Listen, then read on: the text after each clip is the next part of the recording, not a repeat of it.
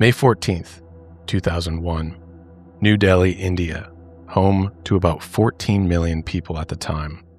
It's dense, it's crowded, and that month, the heat wave caused the city to reach a maximum temperature of 115 degrees Fahrenheit during the day. Slums expand, infrastructure crumbles, clean water becomes harder to find, and rolling blackouts darken the streets at night.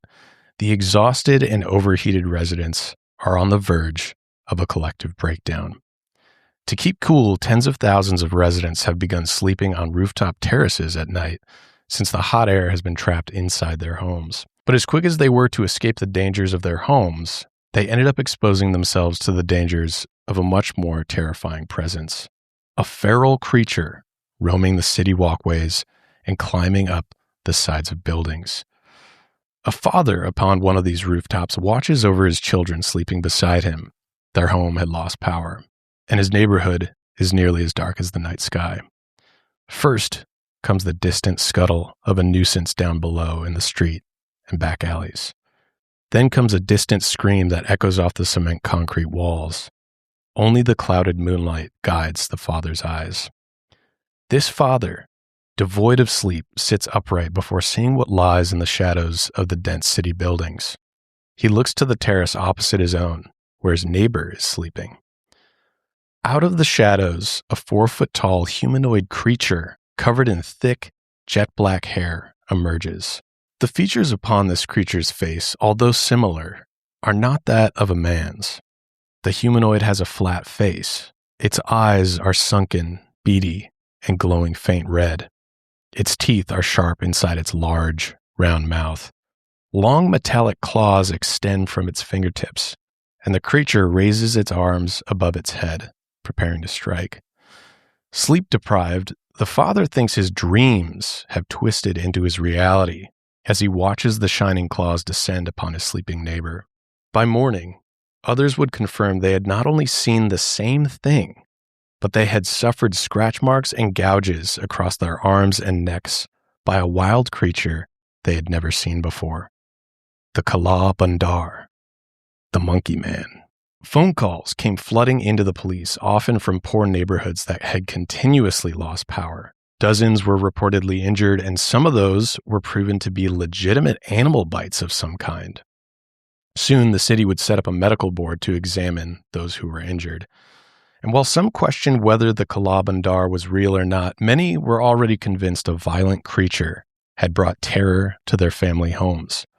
They desperately wanted to know, where did this beast come from? How could they stop it? And what exactly did it want?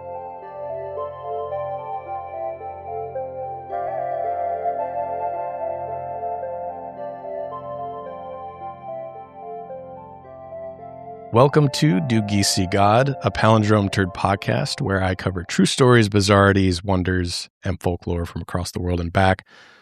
I'm your host, Austin Lee, a washed-up millennial hipster who thinks he can podcast, and deep behind the wires and cameras and everything, all the studio debris, we have Robert back there helping me out. What's up, Banana Man? What up, dude? And here in her bed, as always, our special guest, Jaye. She's doing great today. And before I get into anything here, we have a big episode. If you couldn't tell from what I'm wearing, this is massive. This is high quality, award-winning journalism we're covering here. Remember to go follow and subscribe on Spotify, wherever you get your podcasts, also on YouTube. I know that's where a lot of you guys have been watching and listening.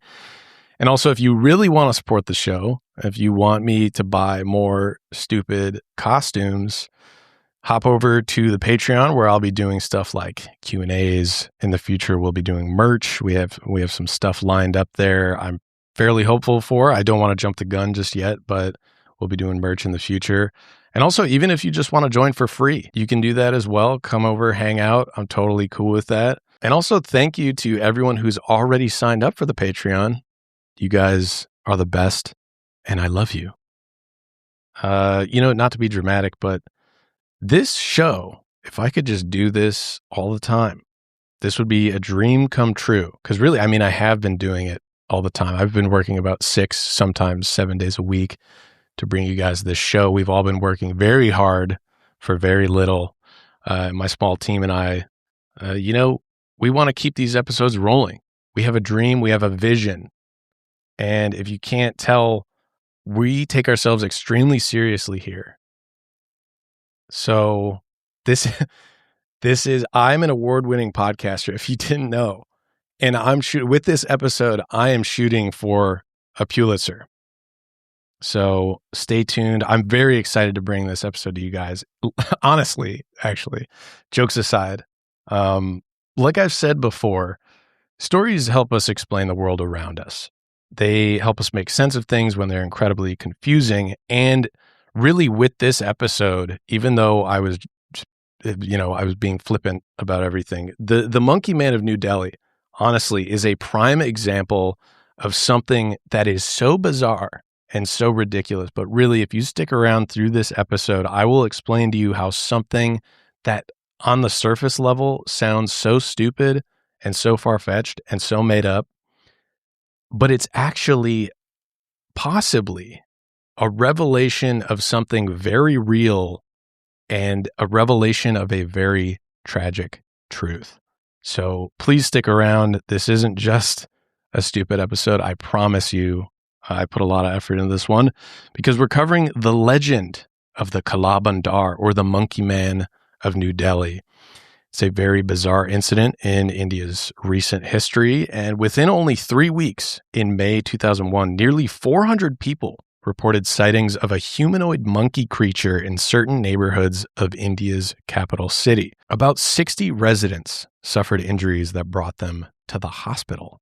So, was the Monkey Man a real unexplained invasion of some sort of cryptid, or did other circumstances contribute to the panic? We'll also be touching on a very real story of a full-scale monkey invasion, some theories on the Monkey Man, as well as some counterpoints to the generally accepted theory of mass hysteria, which I don't know, I'm not 100% sold on. But folklore, it's important to remember this. Folklore like the Monkey Man is often a mirror to a region's geography, history, and cultural identity, and it often reveals a truth or possibly many truths in a sometimes thinly veiled story. So before you write this story off as just a stupid story about a monkey, stick around, because by the end, I promise you, I'll pitch you an idea that might truly explain what the Monkey Man actually was. Before we dive into this episode, I am bringing back the rapid fire segment. It's been a few episodes and we haven't done it because I kind of scrapped it. I didn't initially like it, but I like it now. So for this one, rapid fire monkey facts. Yeah. 1952, a Japanese snow monkey named Imo suddenly began washing the dirt and sand off of her sweet potatoes with water before eating it. This had never been seen before among this group of monkeys. And the other monkeys soon joined in, and over 70 years later, these monkeys still wash their food. Pretty crazy. Capuchin monkeys in Brazil have been using stone tools for at least 3,000 years. And if I know anything about Stanley Kubrick's 2001: A Space Odyssey, things would never be the same again. And there was probably that huge alien monolith somewhere nearby when they started using those tools. And speaking of space, the first living mammal and primate in space was a rhesus monkey named Albert II. He sadly died upon landing because the capsule's parachute failed upon re-entry. Bigger noses on male proboscis monkeys are seen as highly attractive to females. So to all my fellow big nose men out there, it's a feature, not a hindrance. It's about time we hype up our kings with the big schnozzes. Howler monkeys, which can be found in the Amazon, are the loudest land animals, almost louder than a jet engine taking off, which reminds me of my upstairs neighbor. Am I right, guys? Potus monkeys can run up to 34 miles per hour, making it the fastest monkey in the world. And nocturnal owl monkeys sleep for around 17 hours a day, which I'm incredibly jealous of. And that is it for our rapid fire segment. Now we move on to the mystery of the Monkey Man.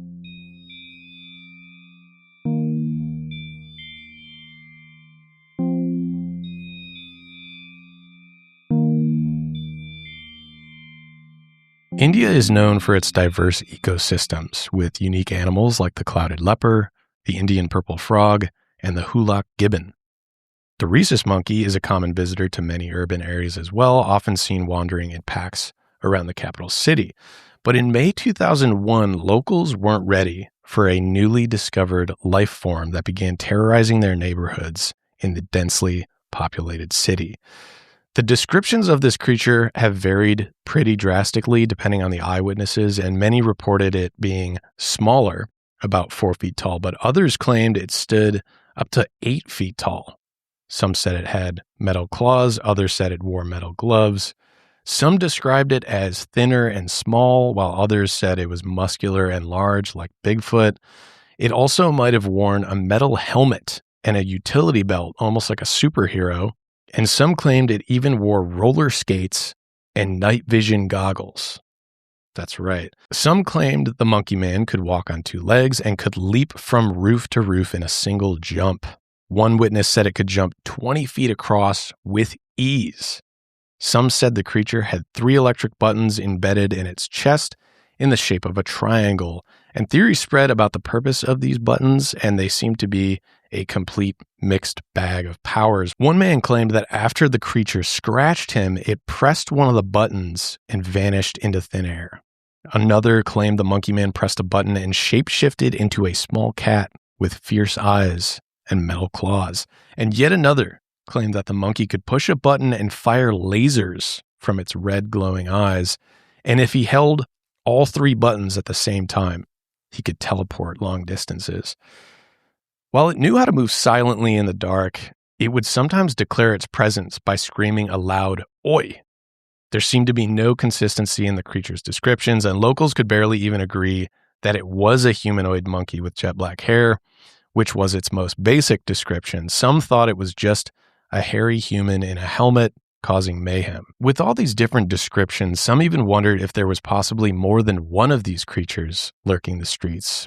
Or the inconsistent sightings might have been simply due to the fact that these encounters happened at the darkest time of the night while the streetlights were out because of the rolling blackouts. With so much confusion surrounding the description, many believe the creature might have even been an extraterrestrial, an intelligent life form from another planet. And some said it even had gleaming bulbs on its body. It was maybe a cyborg of some sort, or others thought it was a lab experiment gone wrong.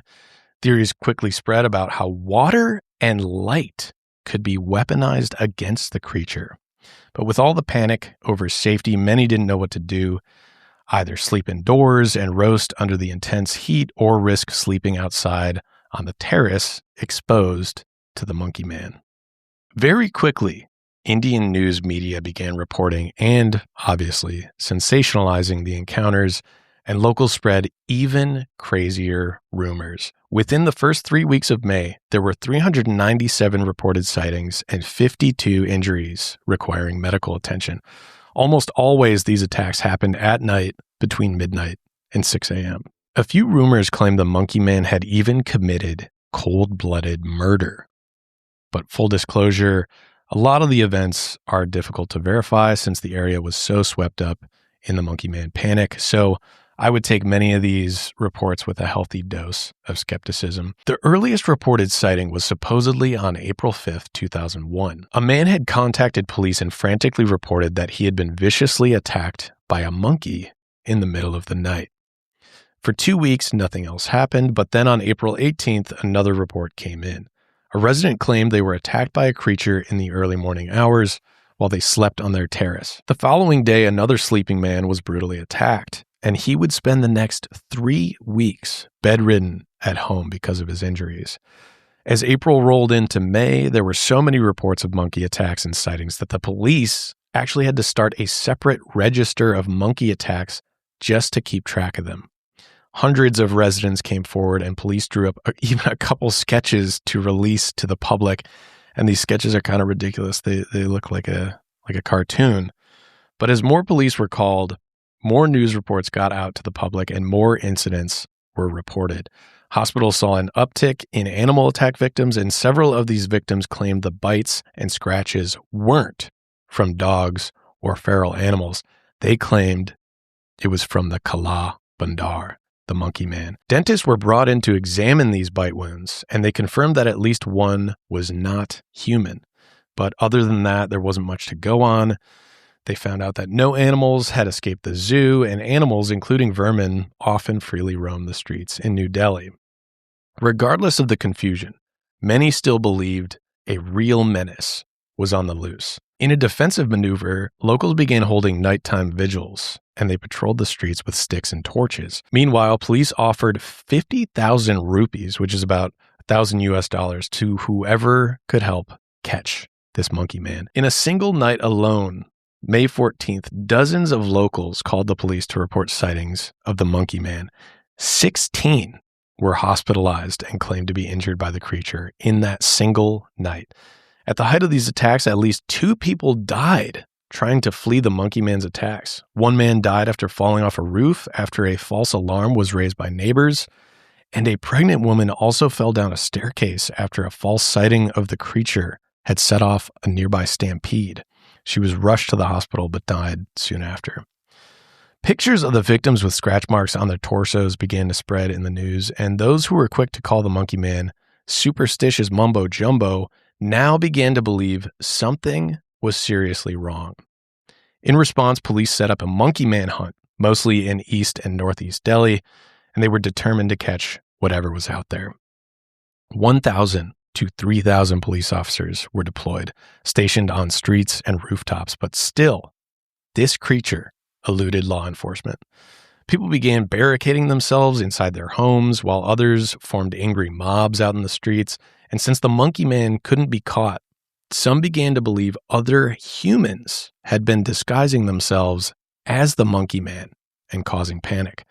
Or possibly other humans were transporting and releasing these monkey creatures into the streets. The mobs would wander around looking for any sign of trouble, and in one instance on May 18th, a mob attacked a van driver who they dragged out into the street and assaulted. They had somehow become convinced the man was responsible, and the reasons were not entirely clear, but it might have been due to the fact that the man had enough space in his van to transport one of these creatures.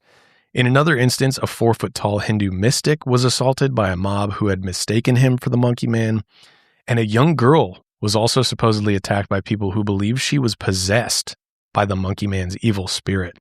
Many were reminded that light and water seemed to be the only 2 things that could drive the creature away. The water could short-circuit his 3 buttons and his quote-unquote motherboard heart, and shining a light on him would render his night vision useless. Strangely, just as fast as the monkey man had made some serious headlines, he was gone. The sightings peaked in mid-May, but by the end of the month, it was already old news, and the monkey man reports seemed to just disappear, along with the monkey man himself. Only a few remnants of the Kala Bandar persisted after this. 200 miles away in Rajasthan, people began seeing a cross between a huge monkey and a computerized robot. And the following year, a monkey-like machine with red and blue lights was seen again in New Delhi. But really, this barely made the news. One man claimed the creature stole his cell phone and even had the ability to speak, but those stories died on the vine. In July 2002, in the aftershocks of the monkey man, a new wave of panic would sweep through the rural region of Uttar Pradesh, outside of New Delhi. Some claimed this mysterious creature was an insect, or maybe a hawk, or a feline-like entity that could fly at people's faces and scratch them with claws, giving it the name Face Scratcher or Munakwa. In one single night, 5 teenagers were attacked, leaving nail-like bite marks across their faces. Some even compared it to the face huggers in the movie franchise Alien. Much like the monkey man, many couldn't agree on exactly what it was or what it looked like. Rumors spread about the face scratcher not being a biological creature, but fully robotic and possibly man-made. Some reports describe the object as an insect with red and blue lights. As this theory went, a person living on the fringe of society might have developed a robotic creature disguised as an animal that could be remotely controlled, just to terrorize people. The paranoia had actually gotten so bad that the locals began staying up late into the night, just like the people of New Delhi did with the monkey man. They lit bonfires, they carried water canes, and even armed themselves with firearms. Patrol groups roamed the streets, and people kept their house lights on all through the night. But eventually, these incidents died down, and just like the Monkey Man, the face scratchers disappeared almost immediately. So what was this? What was the Monkey Man? When rumors and reports of the Monkey Man had settled down at the end of May 2001, hospitalized victims fell to absolutely zero. This marked the end of roughly 3 weeks of intense panic. In hindsight, some thought the Monkey Man was just a man, or possibly several men wearing disguises, but police never identified a promising suspect. Joint Commissioner of Police Suresh Roy said that it was most likely the handiwork of some mischief mongers, but this didn't slow down the paranoia and fear that was spreading. During the height of the panic, police arrested at least 5 people who had been talking about the creature and amplifying the rumors. Several pranksters were looking to cause mayhem while the population at large was stressed, hot, dehydrated, and lacked sleep. Many of the calls to police were also pranks, and one caller even admitted that he was only testing police's response time. A doctor who was arrested had played a prank on a neighbor, and he took a latex glove, covered it in dark hair, and left it for his neighbor to find. He hoped the neighbor would think he had found a piece of the dismembered Monkey Man's hand. The doctor was later released. One man was arrested while wearing a monkey mask, but nothing came of it. He apparently claimed he was taking advantage of the widespread panic, and he was hoping that people would refuse to touch him, knowing how violent the Monkey Man was. But much of the information the New Delhi police received, it was just written off as pranks or rumors. No one was able to capture a photo or a video of the creature, and no definitive answer was ever found. Hindu nationalists proposed this theory. They said that the military intelligence agency in Pakistan had sent the Monkey Man to India in a sinister plot to destabilize their country and drain valuable resources. Out of desperation, some even wanted the government to send in paramilitary units to capture the Monkey Man to finally put an end to the madness. There's another really half-baked theory about a potential movie shoot involving a humanoid monkey creature in New Delhi, but this theory, honestly, it's so worthless, I don't even want to give it time. Because no one is going to shoot a movie in a poor New Delhi neighborhood during rolling blackouts that lasted up to 10 hours, and also have people in full monkey costume and makeup in 100-plus degree weather. So I'm not even going to entertain that one. If you want to look it up yourself, by all means, it's really stupid. But as for the scratch and bite marks that were reported, many skeptics claim they were either self-inflicted or they were caused by the countless vermin, rodents, and feral animals that roam the streets of New Delhi. One man was clearly bitten by a rat, even though he claimed it was the Monkey Man. But we'll touch a bit more on these reports a bit later. So let's just go with Occam's razor for a little bit. The simplest answer with the fewest assumptions is usually the best option. Because what if the Monkey Man was just a monkey or several monkeys? Bear with me. Countless rhesus monkeys are known to casually roam the streets of New Delhi, and really any given city in India. It's actually become a very large problem across the country. Earlier that same year in 2001, only a few months before the Monkey Man story spread, the New Delhi government building suffered an invasion. The BBC reported that around 10,000 monkeys in the city had begun wreaking havoc in and around government buildings. At least 500 had barged into government offices, stole food, tore at women's clothing, shredded invaluable documents, and even threatened government workers. Most of the mayhem occurred between the offices of finance, defense, and external affairs, and monkeys were even spotted inside the prime minister's office. Some monkeys were even accused of killing people. One apparently dropped a flower pot on someone's head, killing them instantly, although these reports were never verified. Officials said that not much could be done, and they couldn't kill the animals because monkeys are seen as divine beings in Hinduism. The monkey god, Hanuman, is one of the most prominent deities in the Hindu pantheon. He even inspired the really cool movie, 2024 movie, Monkey Man with Dev Patel. Crazy movie. It's basically if John Wick was Indian. It's a really cool movie to check out. But get this, the monkey god, Hanuman, is commonly depicted as half monkey and half man. This depiction of the religious icon might have inspired the monkey man of New Delhi, but either way, because of the deep respect for the monkeys in India, they are often welcomed in public places and around temples, and they are seen as protectors from evil. Many locals feed them, thinking it's for good luck, but that is also unfortunately why they stick around for so long. At best, the government workers could arm themselves with sticks or stones for defense, but any violence had to be non-lethal. Although divine, these monkeys are known to do things like steal ice cream cones, clothing, money. They also attack babies, vandalize properties, and they can even coordinate ambushes and raids.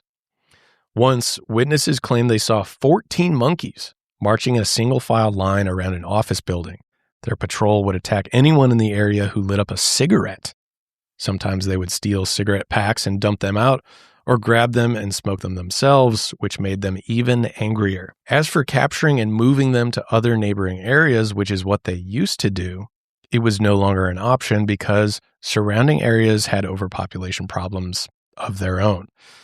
2 years before this, the government held a meeting about what to do with these monkeys because they were overrunning the city. Some suggested a park or a sanctuary where they could place the captured monkeys.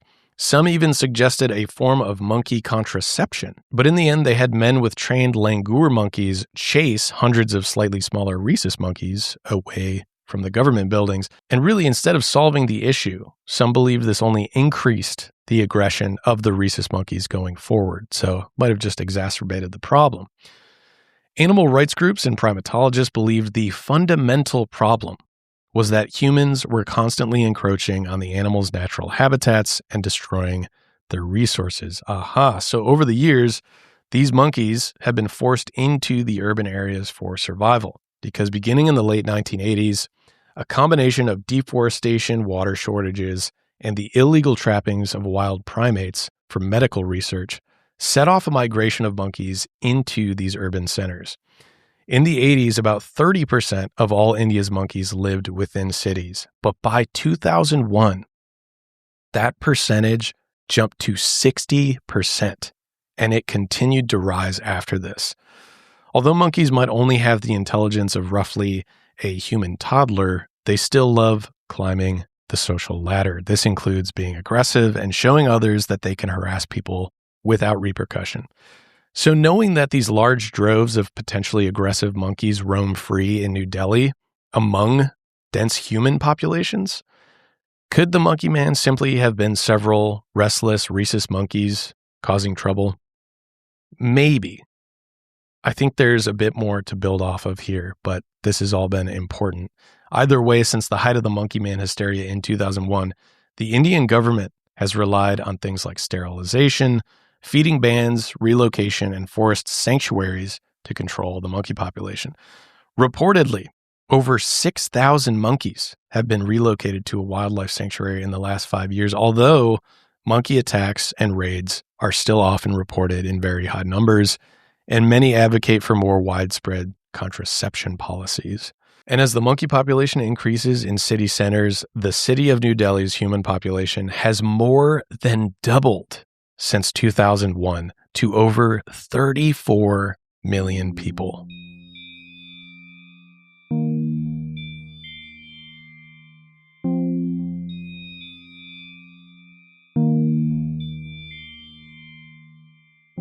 All right, guys, there are some deeper answers to uncover here.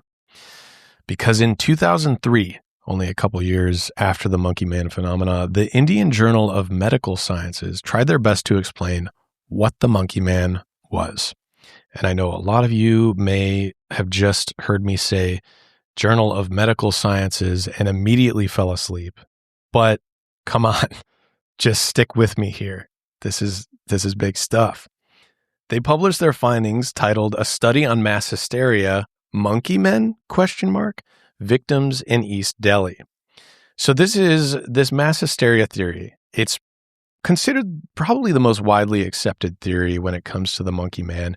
And we'll get into a little bit more, but here's why this is the most widely accepted theory.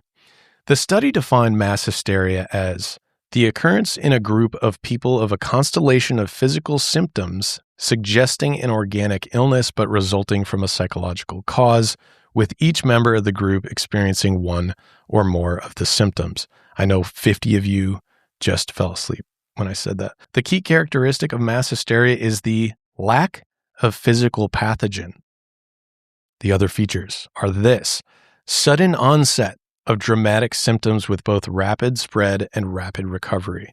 A triggering stimulant identified by the victim as a toxic gas or chemical, bug bites, or environmental pollutants. Victims who were not sick until they see another victim become ill. Underlying psychological or physical stress that can be caused by hot weather, crowding, boredom, or other factors. And victims' perceived lack of emotional and social support. The study claimed that all of the above were observed in this outbreak. Around 2/3 of the victims were male. Most were between 20 and 30. 94%, this is very important, 94% were from the poorest sections of the city, and they were subjected to poor sanitation and high levels of pollution. 89% were of low socioeconomic status, and many were not well educated. The study also stated this: the most interesting find among the victims was that 11 persons claimed to have experienced a monkey man-like creature that led to injuries, while 7 persons told that they did not see any creature but sustained injuries just out of fear or a fall. 2/3 of the accidents happened at night, where chances of accidents are higher, especially without light. And, on top of that, there was a history of power failure in 2/3 of these cases. As for the injuries, many of the abrasions were very minor and on the outer forearms, which could have been made by really any blunt or pointed objects. Medical professionals also witnessed at least one patient trying to lie about the origins of their wounds. They could tell the injuries were far older than the man had stated, since they had already scabbed over, but that man insisted he was recently attacked by the monkey man. The studies went on to explain, factually, none of the victims actually saw the alleged monkey man. Everyone described an imaginary figure giving vague descriptions. Further, the victims also did not refute the chances of being injured accidentally. And the study emphasized that the role of press reports and media was of utmost importance in the current outbreak. The press had given extensive coverage to the attacks, and the study argued that the victims shown in the mass media becomes the role model that were followed by susceptible individuals and thus helped in spreading the outbreak. So all in all, this study proposes that the monkey man was not real and most likely the result of mass hysteria in a poor and undereducated region of New Delhi that also lacked proper resources. The victims were highly susceptible, and they bought into the exaggerations of this creature in the sensationalized media. While the mass hysteria argument quickly became one of the most accepted theories, even before the publication of this previous study, there have been some additional arguments. In a 2001 article in Skeptic magazine titled "Monkey Man Delusion Sweeps India," author Robert Bartholomew argued that most witnesses were, quote, clearly not hysterical in a clinical sense, because most witnesses did not appear to be suffering from psychotic delusions. Which I don't think that psychotic delusions are involved in the classifications of mass hysteria, but we're going to continue. Instead of mass hysteria, he argues that it was a case of social delusion. The Cleveland Clinic describes delusional disorder as a mental health condition in which a person cannot tell what's real from what's imagined. It's treated with psychotherapy and medication. Bartholomew argues that by dismissing these social delusions as irrational, many are ignoring the symbolic messaging regarding beliefs and stereotypes. I think this is an important point to make. As the author says, they are, quote, a part of the ethnographic record of humankind. He proposes that this monkey man incident is only solved by looking into the psychological fears that are being expressed. He argues that the monkey man stemmed from people's fears of getting attacked by the local monkeys because they were forced out of their homes at night because of the heat. I like this theory, but I am going to take it a few steps further. To piggyback off this idea that there is symbolic messaging and psychological fears at play, I found some additional research that could possibly unlock the mystery behind the Monkey Man. The Hindustan Times suggested that this Monkey Man panic was centered around poor people completely fed up with daily blackouts that lasted 10 hours and running water that was only on for 1 hour per day at times. If you recall, the 2003 study confirmed that the neighborhoods with the highest amount of sightings and injuries were often in very poor neighborhoods, including East Delhi. Remember how the locals believed that water and light could be weaponized against the Monkey Man? Water would short the creature's motherboard, and light would blind his night vision sight. Well, think about it. What were the two things that many of these people didn't have access to throughout their day? Did the people of these underserved areas either consciously or unconsciously simply use the Monkey Man panic to create a desperate plea for basic human needs like electricity and water? Like I said before, folklore like the Monkey Man is often a mirror to a region's geography, history, and cultural identity. We know that monkeys had overrun the city around this time, especially due to the destruction of their habitats and climate change, and it was suggested that they had become more aggressive in recent years. We know this. Also, during the 3 weeks of mayhem, rolling blackouts were imposed by state-run power companies during some of the hottest days New Delhi had seen that year. It's also very important to note that access to fresh water was also strained in these same areas, and it still is to this day. According to a Harvard study in 2023, government-supplied piped water is unavailable to 18 to 26% of Delhi's population, and residents without in-home taps must rely on community taps, tanker trucks, tube wells, or bore wells, all of which provide insufficient and unreliable amounts of water. So many are actually forced to go out of their way and buy their water, and this can add up to about 15% of the income for these low-income households. That is insane, compared to only 1% of the wealthy households. A study from the Bureau of Indian Standards found that Delhi had, quote, the most unsafe tap water of all of India's 21 state capitals. And New Delhi's groundwater is getting less safe by the day. Climate change has affected Delhi's natural water supply by reducing and contaminating the nearby Yamuna River. Rising temperatures have also increased the demand for water. India's decentralized government has contributed greatly to this poor water policy, and regions that are considered unplanned colonies that are just set up, they're mostly, called slums, do not benefit from many of the government promises. So who is the most affected by this? I could give you a wild guess. Migrants, low-income communities, women, and lower caste residents. This is really, I can't even get into all this because this is only the tip of the iceberg with the inequality in India.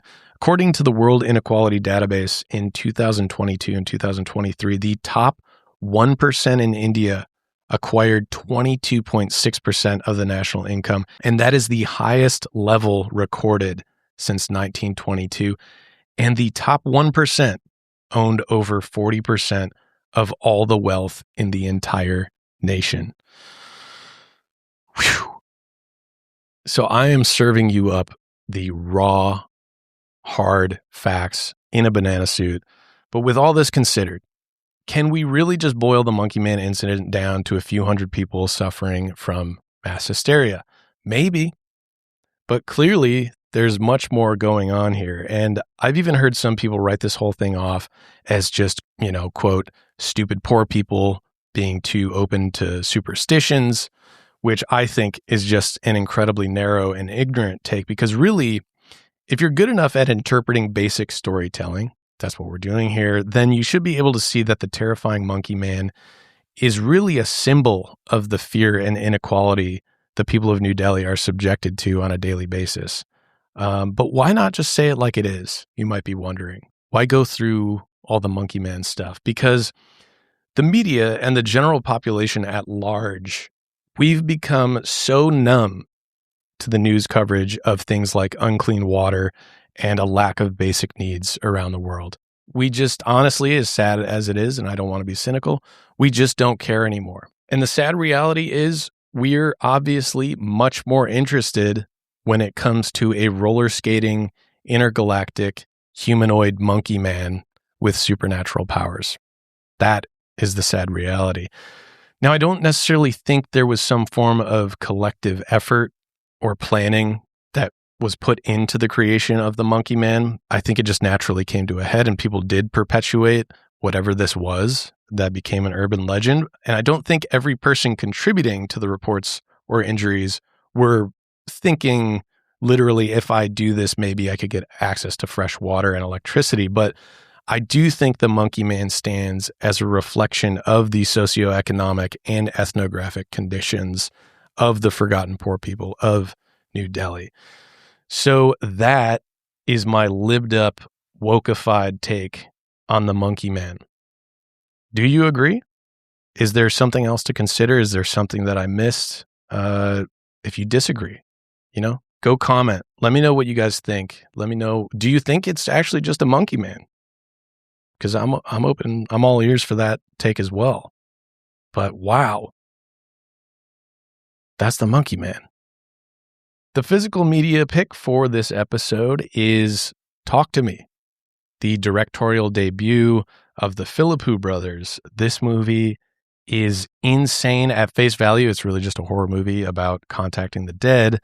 Just like at face value, the Monkey Man story is just about a weird, terrifying cryptid. But both act as a metaphor for problems in the current day.